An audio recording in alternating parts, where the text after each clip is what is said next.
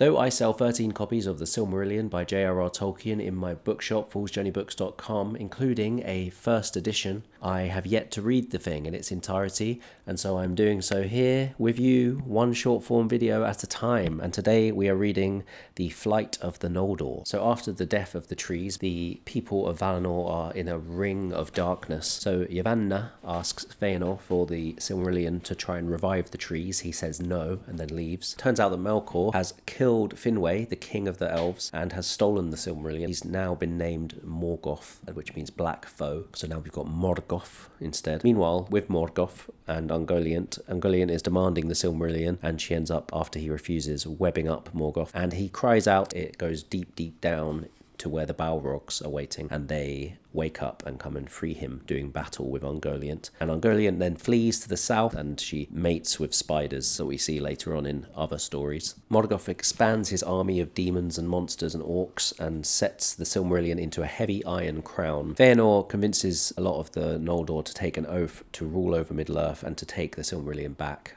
by any means, and to be the only ones to hold it. And it's seen as a great treachery against the Valar, embracing the version of events that Melkor presented to him. We have the first, as far as I'm aware, mention of Galadriel, who takes no oath but goes with them towards Middle-earth, towards the east. The Valar basically vow not to get in the way of the elves' wishes, even though they disapprove. Fëanor gets to the coast and asks the Teleri for their help. They will not help them, but give them their ships. And Olwe explains that the ships are basically their version of the Silmarillion. They put all of their heart and soul into them. Fëanor does the unthinkable and does battle against fellow elves. I think for the first time, they attack 3 times to try and steal the boats, but they are strengthened by Fingolfin, and they overpower them and steal the boats, and much blood is shed and many are killed in the process. Though no Valar can actually help, the seas themselves rebel against what the Noldor are doing and wreck many of the ships as they flee towards Middle-earth. And then a figure who is believed to possibly be Mandos, but it's left ambiguous, speaks the doom of the Noldor. So I'm just going to read this because it's so important for the future. And those that endure in Middle-earth and come not to Mandos shall grow weary of the world,